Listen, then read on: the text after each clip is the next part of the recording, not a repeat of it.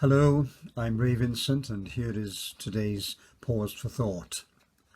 Mahatma Gandhi once said to Christians, "I like your Christ, but not your Christianity." He certainly hasn't been the only person to say that. Today, it seems that more than ever, people are saying it. Jesus is a fascinating figure to many people, an inspiration for people all over the world. He's an inspiring and attractive figure. So many people are attracted to him, but not attracted to the Christian churches. People see the churches as being exclusive, unfriendly, judgmental, aggressive, divisive, materialistic, hypocritical, and sometimes downright corrupt. When the church is really close to the teaching of Jesus, it's a great force for good in the world. But for a lot of the time, it just seems to be getting it all wrong. Jesus once asked his disciples, "Who do people say that I am?"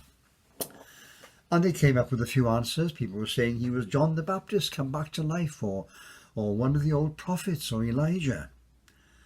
And then he said, "Well, what about you? Who do you say I am?" And Peter, who was always the impulsive one, said, "You are the Messiah, the Son of the living God." And Jesus was delighted with that. And he said, "You're well named Peter, because Peter means rock.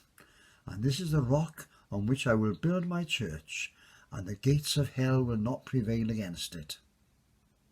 In a way, that's the story of the beginning of the Christian church. It started with somebody looking at Jesus and seeing that there was something unique and special about him. And that's what still makes the church. It's the rock on which the Christian church is founded. But then two strange things happened. First, Jesus told the disciples not to tell anybody. Don't shout about it. He didn't want his followers going around telling everybody that he was the Messiah. Maybe he wanted it to happen the way it happened to Peter. He wanted them just to see for themselves. And maybe that's an important lesson for the church today. Rather than telling people they ought to believe in Jesus, judging them as to whether they believe or not, boasting about our Christian heritage and our Christian civilization, maybe we should be a bit more quiet about it. Maybe we should just keep telling the story of Jesus, living simply by the things he taught, and letting people see for themselves the difference that he makes. That's surely Christianity at its most effective. And the next strange thing was that when Jesus started talking about how he was destined to suffer and die, Peter objected and said to him, "Don't talk like that."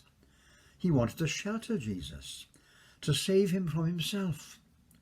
So a moment after telling Peter that he was going to be the rock on which the church would be built, Jesus was saying to him, "Get away from me, Satan. You're an obstacle in my way." And this has always been the pattern in the Christian church.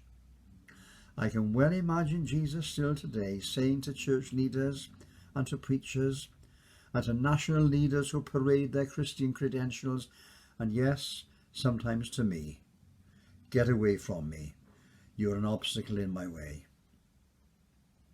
And yet, in spite of it all, there are many real followers of Jesus, not only in the church, but in all kinds of places, still telling the story of Jesus and faithfully living it.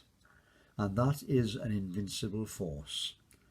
The gates of hell, in other words, the strongholds of injustice, oppression and hate, will not prevail against it. And this is the hope by which we live.